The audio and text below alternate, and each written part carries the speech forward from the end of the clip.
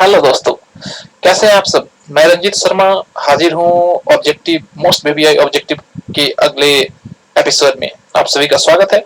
मैं अपने बारे में बता दूं कि मैं हूँ रंजीत शर्मा। मैं पिछले 12 सालों से ऑफलाइन टीचिंग कर रहा हूँ फिजिक्स का, और आप सबके लिए यूट्यूब का ये दूसरा ऑब्जेक्टिव सीरीज लेकर आया हूँ। ठीक है, उम्मीद है मुझे कि आप लोगों को ये काफी बेनिफिट करेगी। ठीक है, तो अपने दूसरे एपिसोड में मैं आपका स्वागत करते हुए आपको ले चलता हूँ सीधे क्वेश्चन की ओर, ताकि आपका और मेरा टाइम बर्बाद ना हो। ठीक है, तो चलो कुछ क्वेश्चंस है आपके सामने। चलो यहाँ पर क्वेश्चन है। ठीक है, क्वेश्चन है यहाँ कि दो बिंदु आवेश, ठीक है ना, ये दो बिंदु आवेश है। ठीक है,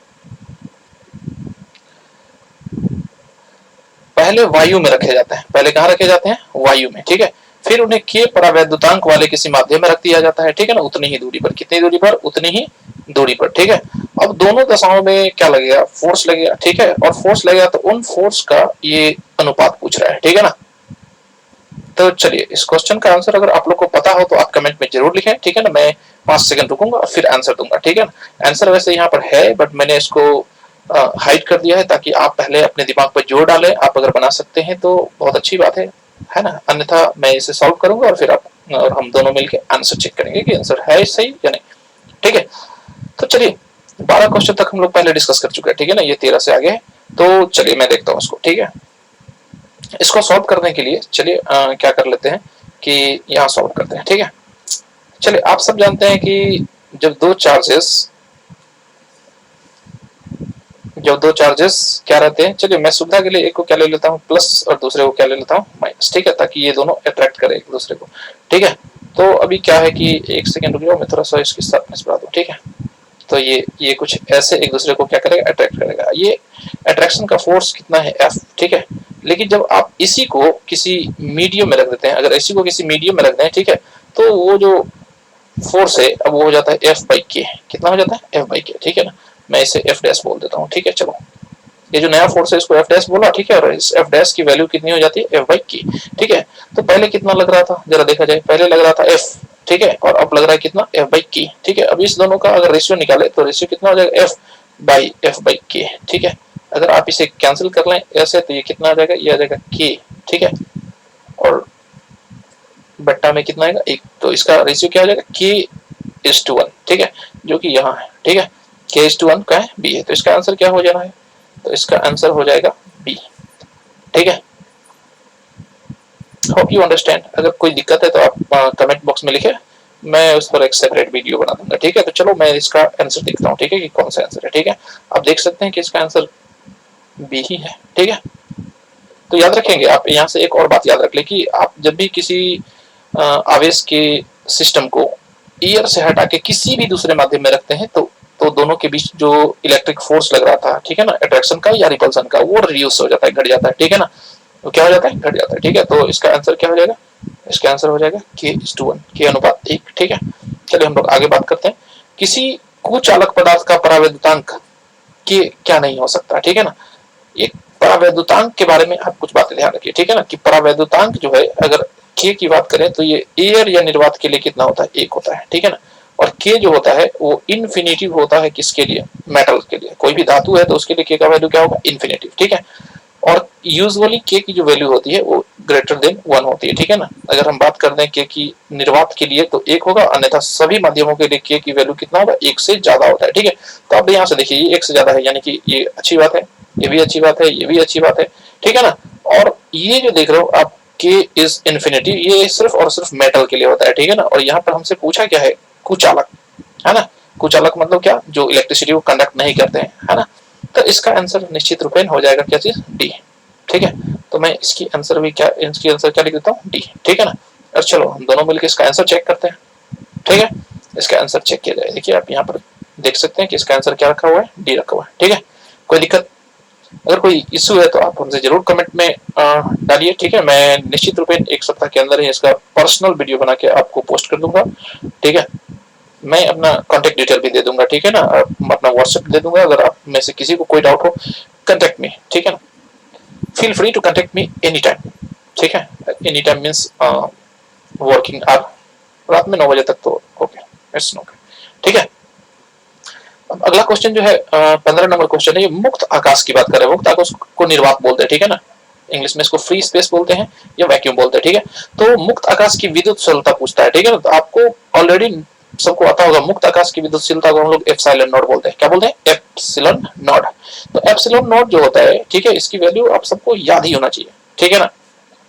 एप्सिलॉन नॉट की वैल्यू अगर आप देखिए तो कितना होता है, अगर आप में से किसी को याद हो, ठीक है। तो एप्सिलॉन नॉट की वैल्यू होता है 8.85 गुने 10 पर पावर कितना, -12, ठीक है। अब आप ही बताएं कि ये 1 से ज्यादा होता है या 1 से कम होता है, ठीक है। आप ही बताएं, देखिए ये 1 से तो काफी कम है भाई, ठीक है। हाँ, लेकिन शून्य से ज्यादा है, ठीक है। 1 से कम है लेकिन शून्य से नहीं है। तो चलो इसका आंसर क्या होगा, देखिए 1 तो नहीं है, अगर आप इसको ठीक से देखें तो दिस इज नॉट 1, ठीक है। तो 1 होती है, ये वाला तो गलत हो जाएगा, ठीक है। 1 से ज्यादा होती है, ठीक है। तो ये नंबर 1 से ज्यादा नहीं है बाबू। आप यहाँ पावर देख लीजिए, ठीक है ना, -12, ये 1 से तो बहुत ज्यादा कम है, ठीक है ना। दूसरी है कि 1 से कम है परंतु शून्य नहीं होगी, ठीक है, ये ऑप्शन हो सकता है। और ये शून्य होगी, शून्य होगी कैसे भाई, ये शून्य दिख रहा है आपको, ठीक है। आपसे क्या पूछ रखा है कि मुक्त आकाश की विद्युतशीलता बताइए, यानी एप्सिलॉन नॉट का मान पूछ रहा है। तो एप्सिलॉन नॉट का मान आपको 0 लग रहा है क्या, ये भी गलत है, ठीक है। 1 से ज्यादा होती है, ये भी गलत है, ये भी गलत है, ठीक है ना। विद्युतशीलता है ना, तो ये गलत हो जाएगा, तो ये गलत हो जाएगा। तो इसका आंसर हो जाएगा सी, आंसर विल बी सी, ठीक है ना। अब हम देखते हैं कि इसका आंसर क्या दे रखा है, ठीक है। चलो यहाँ से अनकवर करते हैं और सी एकदम राइट आंसर है, ठीक है। C is the right answer, ठीक। किसी को कोई दिक्कत हो आप feel free to ask me in the comment box, I will personally reply all the comments, ठीक है। चलो नेक्स्ट क्वेश्चन की ओर बढ़ते हैं। क्वेश्चन नंबर 16 क्या कर रहा है कि दो आवेश है Q1 और Q2, Q1 and Q2 are two charges, ठीक है ना, जिनके बीच में फोर्स लग रहा है कितना, 0.1 न्यूटन, ठीक है ना। अब कह रहा है कि Q1 द्वारा Q2 पर कितना बल कार्य करेगा जब तीसरा आवेश दोनों आवेशों के करीब रखा जाए, ठीक है। तो आपने अपने स्टडी के दौरान ये जरूर पढ़ा होगा, ठीक है ना, कि दो चार्जेस अगर हैं Q1 एंड Q2 तो दोनों के बीच जो इंटरेक्शन होगा उस वो थर्ड चार्ज के प्रेजेंस से, है ना, फ्री होता है, ठीक है ना। यानी कि अगर मैं इसको थोड़ा और समझाऊं, ठीक है, तो ये मान लो Q1 है, ठीक है, चलो यहाँ पर ले लेते हैं दूसरा आवेश Q2, ठीक है। तो इन दोनों के बीच जो भी अट्रैक्शन या रिपल्सन लग रहा है, ठीक है ना, वो तीसरे चार्ज के रहने या न रहने से कोई असर नहीं पड़ता उस पर, ठीक है ना। तो अगर मान के चलिए कि तीसरा चार्ज न था उस वक्त, अगर F फोर्स लग रहा था, सॉरी, है ना, तीसरा चार्ज जब नहीं था वहां पे तो फोर्स कितना लग रहा था, F। तो तीसरा चार्ज रहेगा तो भी F ही लगेगा, ठीक है। दैट मीन्स कि आपसे अगर ये क्वेश्चन पूछ रहा है कि जब कहा गया, जब Q2 और Q1 के बीच कोई तीसरा चार्ज रखते, क्या रखते, तीसरा चार्ज, तो बल कितना लगेगा, तो भी उतना ही लगेगा भैया, कोई असर नहीं पड़ेगा, ठीक। तो आप देख लीजिए कितना लगेगा, ठीक है ना। तो 0.1 न्यूटन ही रहेगा, ठीक है। इसका आंसर क्या हो जाएगा, सी। चलो आंसर देखते हैं, ठीक है। इसका आंसर कितना है, सी है, ठीक है ना, कोई दिक्कत नहीं भाई। इसका आंसर कितना है, तो सी है, ठीक है। याद रखिए दो चार्जेस के बीच जो भी अट्रैक्शन या रिपल्सन लग रहा है वो तीसरे आवेश से प्रभावित नहीं होता है, ठीक। चलो आगे देखते हैं, ठीक है। चलो 17 क्वेश्चन है, ये 17 क्वेश्चन आप बना सकते हैं, ठीक है ना, थोड़ा सा माइंड गेम है, ठीक है। एक विद्युत द्विध्रुव के अक्ष पर विद्युत क्षेत्र की तीव्रता E1 है, ठीक है। अक्ष पर विद्युत क्षेत्र की तीव्रता कितना है, याद रखिएगा, ठीक है ना। देखिए यहाँ से कि E1 है अक्ष पर, ठीक है। अक्ष पर कितना है E1 और निरक्ष पर कितना है E2, ठीक है। निरक्ष पर कितना है E2 है। तो आपको क्या करना है कि E1 और E2 के बीच का एंगल पूछ रहा है, ठीक है। E1 और E2 के बीच का क्या पूछ रहा है, एंगल। तो इसके लिए मैं क्या कर लेता हूँ कि एक डायग्राम दिखाता हूँ आपको, ठीक है ना, जो आपने पढ़ा होगा डाइपोल पढ़ते वक्त, ठीक है। चलो ये डाइपोल कुछ कैसा था, सपोज दैट कि चलो यहाँ पर ये ले लेते हैं, ठीक है। और डाइपोल में कितने चार्जेस होते हैं, दो चार्जेस होते हैं, नेगेटिव चार्ज यहाँ और पॉजिटिव चार्ज यहाँ, ठीक है, ठीक है। अब क्या करते हैं कि इसका परपेंडिकुलर बाइसेक्टर लेते हैं जो कि इसका निरक्ष कहलाता है, ठीक है ना। डाइपोल का परपेंडिकुलर बाइसेक्टर ही क्या कहलाता है, उसका निरक्ष, ठीक है। आप अगर देखें, ठीक है, अगर आप देखें तो ये लाइन, 1 मिनट इसको सीधा करो, ठीक है, ऐसे करके। चलो अब ये परे हो गया, ठीक है। अब मैं इसको क्या कर लेता हूं कि आप देखिए, जो एक सेकेंड है ना, ये रहा आपका निरक्ष का विद्युत क्षेत्र। ये क्या रहा, निरक्ष का विद्युत क्षेत्र। और अक्ष का विद्युत क्षेत्र किधर होता है, अगर आप यहाँ ले तो अक्ष का विद्युत क्षेत्र किधर होता है, from negative to positive charge की तरफ, ठीक है ना। ये आपका क्या है, अक्ष का विद्युत क्षेत्र है। नहीं तो अक्ष का विद्युत क्षेत्र आप देख सकते हैं कि इस डायरेक्शन में है, ठीक है। अक्ष का विद्युत क्षेत्र इस डायरेक्शन में है और निरक्ष का विद्युत क्षेत्र किधर है, ठीक अपोजिट, ठीक है। तो आपको ये एंगल कितना बनता हुआ नजर आ रहा है, मेरे को तो 180 नजर आ रहा है, ठीक है। मुझे तो 180 नजर आ रहा है, आपको कितना नजर आ रहा है, ठीक है, आप इसको बताएं।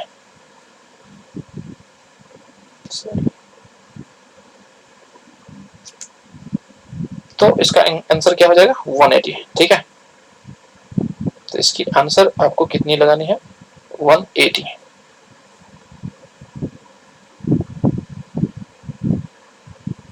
तो कौन सा आंसर हो जाएगा बताएं इसका। तो इसका आंसर हो जाएगा 180 डिग्री, ठीक है। तो ये रहा इसका आंसर, ठीक है। अब चलो अपन आंसर देखते हैं इसका, ठीक है। बिल्कुल सही है इसका आंसर, देखो यहाँ भी सही है, ठीक है। बोलो कोई इशू। चलो भाई आगे की ओर देखते हैं कोई क्वेश्चन में, ठीक है ना। आप लोग को कोई भी दिक्कत हो, ठीक है, तो आप कमेंट में लिखिए, मैं उस पर सेपरेट वीडियो जरूर बना दूंगा। अगर आपको कोई और भी वीडियो चाहिए होता है, ठीक है, सर ये टॉपिक का वीडियो बना दीजिए, मैं आप जरूर, अभिव्यक्ति की आजादी है अपने देश में, आप जरूर बताएं कि सर मुझे ये वीडियो चाहिए, ठीक है, मैं बना दूंगा उस पर, ठीक है। अभी क्वेश्चन है कि एक बिंदु आवेश का विद्युत क्षेत्र दूरी r की अपेक्षा 1/r² से बदलता है, जबकि एक वैद्युत द्विध्रुव का वैद्युत क्षेत्र r पर power n, r to the power n के समानुपाती है। तो n का मान क्या होगा, ठीक है। आप बहुत बढ़िया से देखेंगे, ठीक है ना। आप अगर किसी पॉइंट चार्ज का इलेक्ट्रिक फील्ड देखें, अगर आप किसी पॉइंट चार्ज का इलेक्ट्रिक फील्ड देखें तो वो, ये पॉइंट चार्ज के बारे में बात करें, अगर पॉइंट चार्ज का इलेक्ट्रिक फील्ड देखें तो वो 1/r² के प्रोपोर्शनल होता है, ठीक है। और अगर वही हम देखते हैं डाइपोल का, डाइपोल का अगर देखें तो डाइपोल की कितनी होती है, तो डाइपोल का इलेक्ट्रिक फील्ड 1 बाई, है ना, R3 के प्रोपोर्शनल होता है, ठीक है। तो आप यहाँ से देख सकते हैं कि R की जो वैल्यू होगी डाइपोल के लिए इधर क्या होती है, 3 होती है, ठीक है ना। याद रखेंगे कि अगर कोई पॉइंट चार्ज है तो उसकी इलेक्ट्रिक फील्ड क्या होगा, आप जितना भी फॉर्मूला याद किए होंगे सबके नीचे देखिए r² मिलेगा, और डाइपोल का जितना भी इलेक्ट्रिक फील्ड याद किए होंगे सब में क्या होगा, वो 1/r टू द पावर 3 होती है, ठीक है। तो यहाँ आपको पूछ रहा है कि r पर पावर ये n होगा वो कितना होगा, तो 3 होगा, और क्या होगा भाई, ठीक है। इसमें 3 तो कहीं दे नहीं रखा है, अच्छा हाँ हाँ हाँ कोई दिक्कत नहीं, ठीक है। आप इसको ऐसे भी तो लिख सकते हैं, 3 नहीं दे रखा है, आप अगर चाहें तो ये r टू द पावर -3 के समानुपाती हो जाता है, ठीक है ना। आप यहाँ से देखिए, ठीक है, ये देखिए, तो इसका आंसर क्या हो जाएगा, ठीक है ना, r to the power n, तो -3 हो जाएगा, ठीक है। तो -3 कहाँ पर दे रखा है, यहाँ पर, रुको मैं रेड कलर का इस्तेमाल कर लूं, चलो ठीक है। तो ये इसका आंसर हो जाएगा, मैं चेक कर लूं इसका आंसर, ठीक है, हाँ बिल्कुल सही है, ठीक है ना। इसका भी आंसर सही दे रखा है, यहाँ देख लो, ठीक है। तो कोई दिक्कत नहीं, आप इसको ध्यान से देखिए, ठीक है। दूसरा है, सॉरी नेक्स्ट क्वेश्चन जो है 19 नंबर क्वेश्चन की, एक बिंदु आवेश का चिन्ह धनात्मक है, ठीक है ना। बिंदु आवेश का चिन्ह कैसा है, धनात्मक है, तो पॉजिटिव चार्ज है, ठीक है ना। और उसके कारण जो इलेक्ट्रिक फील्ड लाइंस होती है, अगर आपने याद रखा होगा तो पॉजिटिव चार्ज से इलेक्ट्रिक लाइंस ऑफ फील्ड कैसे निकलती है, अगर ये पॉजिटिव चार्ज है तो यहाँ से जो फील्ड लाइंस निकलेगी वो ऐसे होती है, ठीक है ना, दूर जाती है, इससे क्या होगी, ऐसे बाहर की तरफ होती है ना। तो किधर होगा बताओ इसको। तो एक बिंदु आवेश का चिन्ह धनात्मक है, इसके कारण वैद्युत क्षेत्र की तीव्रता की दिशा किधर होगी, तो वैद्युत क्षेत्र की तीव्रता किधर होगी, बाहर की ओर होगी ना, है ना। तो बाहर की ओर होगी, तो बताओ बाहर की ओर, बाहर की ओर कहाँ है, आवेश से दूर होगी, ये लाइन आवेश से दूर होगी, ठीक है ना। आप यहाँ देख सकते हैं, ठीक है ना, यहाँ ऐसे, ठीक है। विद्युत क्षेत्र क्या होगी, बाहर की दिशा में, बाहर की दिशा में क्या मतलब, आवेश से दूर होगी, ठीक है। चलो इसका भी आंसर चेक किया जाए, बी है, बिल्कुल सही है इसका आंसर, ठीक है। चलो आगे देखते हैं कि एक धनावेश वैद्युत ध्रुव के निरक्ष पर रखकर छोड़ दी जाए तो इसके त्वरण की दिशा और विद्युत द्विध्रुव आघूर्ण के बीच बना कोण क्या होगा, ठीक है ना। अभी अभी मैंने आपको एक क्वेश्चन में बताया था, ठीक है ना, कि निरक्ष पर वैद्युत क्षेत्र किधर होता है, ठीक है ना। रुको मैं एक ऐसे करके बना लूं आपका क्या चीज, ठीक है।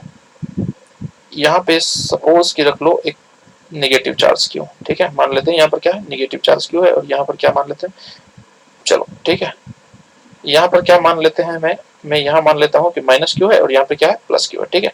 तो डाइपोल मोमेंट की जो डायरेक्शन होती है from negative charge to positive charge, ठीक है ना।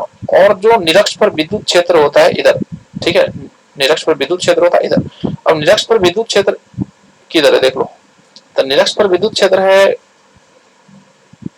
पॉजिटिव चार्ज से नेगेटिव चार्ज की तरफ, ठीक है ना। और आप जो डाइपोल मोमेंट की डायरेक्शन जानते हैं वो किधर जानते हैं, from negative charge to positive charge, ठीक है। तो अगर आप यहाँ पर कोई पॉजिटिव चार्ज रखें तो उस पर फोर्स लगेगा इधर, फोर्स लगेगा किधर, इधर, और डाइपोल मोमेंट किधर है, इधर है, ठीक है ना। तो दोनों के बीच का एंगल कितना है, दोनों एंटी पैरेलल है, तो एंटी पैरेलल के बीच कितना एंगल बनता है, 180 डिग्री, ठीक है। तो इसका आंसर क्या होने जा रहा है, 180 डिग्री, ठीक है। तो इसकी आंसर जो होने जा रही है वो क्या होने जा रही है, 180 डिग्री, ठीक है ना।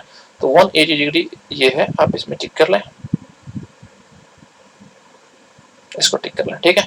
आंसर अगर आप देखना चाहें तो आप यहाँ से देख सकते हैं, ठीक है ना, कि बी है आंसर, ठीक है। The answer is B. कोई दिक्कत नहीं, दिक्कत, चलो भाई पढ़ाई करो, ठीक है। 35 में 35 लाना भाई, तो पढ़ाई तो करना होगा, ठीक है। मैंने एक वीडियो बनाया था आपके लिए कि how to get 95 marks in physics. तो अगर 95 बिहार बोर्ड में चाहिए तो आपको 35 में 35 ऑब्जेक्टिव सही करने ही होंगे, दूसरा कोई तरीका नहीं है। अगर ऑब्जेक्टिव से नंबर कटेगा भाई तो सब्जेक्टिव में कैसे बचा पाओगे, ठीक है। ऑब्जेक्टिव तो आपके हाथ में है, वहां नंबर काटना टीचर के हाथ में थोड़ी होता है। आपने सही करा आपको सही मिलेगा, गलत करा गलत मिलेगा, ठीक है। लेकिन जब ये रिटन होते हैं गैर वास्तुनिष्ठ जिसको आप लोग बोलते हैं, उसमें भाई आप कितना भी लिख लो कुछ ना कुछ तो टीचर काट ही लेते हैं, ठीक है ना। ये काट सकते हैं, मैं ऐसा तो नहीं बोलता कि काट ही लेते हैं, बट काट सकते हैं, उनके हाथ में है, ठीक है ना। उनको राइटिंग नहीं पसंद पड़ा, ठीक है ना, आज उनका मूड बिगड़ा हुआ है तो नंबर काट देंगे। बट जो ऑब्जेक्टिव्स होते हैं ये मशीन से चेक होते हैं, ठीक है ना। तो बाबू मशीन से चेक होगा तो मशीन तो किसी जज्बातों में पड़ते नहीं है कि हाँ भाई आज मैडम से झगड़ा हो गया आया तो इसलिए मशीन ने गड़बड़ कर दिया, नहीं ऐसा कुछ नहीं है, ठीक है। चलो आगे देखते हैं, आगे देखते हैं। ये क्वेश्चन कौन सा है भाई, 21 है ना। 21 नंबर क्वेश्चन है कि एक वर्ग के चारों कोने पर, ठीक है, एक वर्ग के चारों कोने पर बराबर परिमाण के आवेश हैं, कितना बराबर, ठीक है। यहाँ बराबर परिमाण का क्या है, आवेश है, ठीक है। और वर्ग के केंद्र पर विद्युत क्षेत्र की तीव्रता पूछ रखी है, ठीक है ना। वर्ग के केंद्र पर, बहुत ध्यान देना ये है कि केंद्र पर पूछा है, ठीक है। तो आप सबका इसका आंसर तो बहुत ही पता है, ठीक है ना, कि इसका आंसर क्या होगा, वो बाबू इसका आंसर क्या होगा, एक वर्ग के चारों कोने पर बराबर परिमाण के आवेश रखे गए हैं, ठीक है ना। तो इसका आंसर आप सबको याद ही होगा कि ये क्या हो जाता है, जीरो हो जाता है, क्या हो जाता है, तो जीरो हो जाता है, ठीक है। ये क्या हो जाएगा, जीरो, ठीक है। सिंपल सा अध्यारोपण का प्रिंसिपल लगता है यहाँ, ठीक है। तो यहाँ पर ये क्या हो जाएगा, जीरो, ठीक। चलिए अगला क्वेश्चन है कि घन के केंद्र पर क्यू आवेश रखे गए हैं, ठीक है ना। घन के केंद्र पर कितना आवेश है, क्यू, ठीक है, एक फ्लक्स से। तो देखो घन के केंद्र पर अगर आवेश क्यू है तो टोटल घन से जो फ्लक्स बनेगा, टोटल घन से टोटल फ्लक्स कितना बनेगा, तो वो बनेगा क्यू बाई एप्सिलॉन नॉट, ठीक है। लेकिन ये तो टोटल घन से बना और आपसे पूछ रखा है सिर्फ एक सतह का, ठीक है ना। कहा गया, देखो आपसे क्या पूछ रखा है कि एक फलक का बताओ। तो घन में कितने फलक होते हैं पहले आप मुझे ये बताओ, ठीक है ना। टोटल का तो आपको पता है, ठीक है ना, कि कितना होगा क्यू बाई एप्सिलॉन नॉट, ठीक है। लेकिन एक फलक का पूछ रखा है तो घन में 6 फलक होते हैं, आप 6 से डिवाइड कर दो, नहीं तो 6 से डिवाइड करेंगे तो यहाँ एक 6 देखने को मिल जाएगी, है जो रिक्वायर्ड फ्लक्स होगा, ठीक है ना। आपको जो फ्लक्स पूछ रहा है, ठीक है ना, वो इसमें से कौन सा है, तो Q बाई एप्सिलॉन नॉट के यहाँ पर 6 होना चाहिए, ठीक है ना। तो एक का मिल जाएगा, तो एक का यहाँ पर दे रखा है, ठीक है ना, कि Q बाई 6 एप्सिलॉन नॉट, ठीक। चलो इसका भी आंसर क्या देख रखे हो कि इसका आंसर क्या है, ए है, बोलो अगर कोई डाउट नहीं है। चलो आगे बढ़ते हैं, ठीक है। एक गोले के केंद्र पर क्यू आवेश है, गोले का फ्लक्स फाई है, गोले का फ्लक्स कितना है, फाई है। तो गोले के केंद्र पर कितना है आवेश क्यू, और उसके कारण गोले का फ्लक्स कितना बना हुआ है, फाई। अब क्या है, त्रिज्या डबल कर दी जाती है, अब त्रिज्या क्या है, डबल कर दी जाती है, तो गोले से अब कितना फ्लक्स संबंध होगा, ठीक है ना। देखो भाई ये सिचुएशन क्या है, पहले क्या कर रखा था कि ये एक छोटा सा गोला है, एक सेकंड के लिए रुको, मैं गोला ठीक से बना दूं।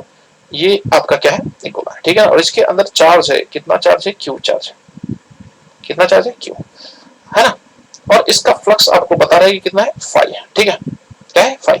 अब चार्ज को वही रखते हुए, चार्ज को वही रखते हुए इस बार ये भाई साहब क्या कर रहे हैं कि गोला बड़ा बना रहे हैं, ठीक है ना, डबल गोला क्या बना रहे हैं, डबल।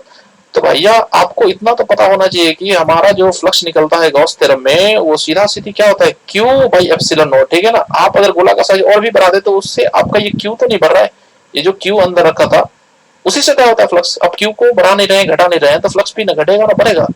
दैट मीन्स कि अगर वो पहले फाई था तो फाई ही रहेगा, ठीक है ना।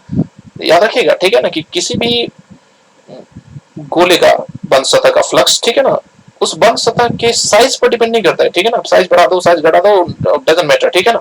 वो डिपेंड करता है उसके अंदर का चार्ज क्या हुआ। तो अंदर का चार्ज नहीं चेंज हुआ ना, अंदर का चार्ज चेंज नहीं हुआ तो फ्लक्स भी चेंज नहीं होगा, ठीक है ना। फ्लक्स चेंज नहीं होगा तो इसका आंसर क्या होगा, फाई ही रहेगा, ठीक है ना, जितना था उतना रहेगा, ठीक है। चलो इसका आंसर देखा जाए, तो इसका आंसर वही है जो होना चाहिए था, ठीक है, ए। फिर आगे देखा जाए, ठीक है ना, कि एक वैद्युत क्षेत्र समरूप है। समरूप का मतलब क्या होता है, वैद्युत क्षेत्र समरूप वैद्युत क्षेत्र किसको बोलते हैं, ठीक है ना, जिसका मैग्नीट्यूड एंड डायरेक्शन चेंज नहीं हो, जिसका मैग्नीट्यूड एंड डायरेक्शन समय के साथ चेंज ना हो उसे हम क्या बोलेंगे, जिसका मैग्नीट्यूड एंड डायरेक्शन समय के साथ चेंज ना हो उसे हम बोलते हैं समरूप विद्युत क्षेत्र। और समरूप विद्युत क्षेत्र जो है ना वो बिंदु आवेश से नहीं बनते हैं, ठीक है ना।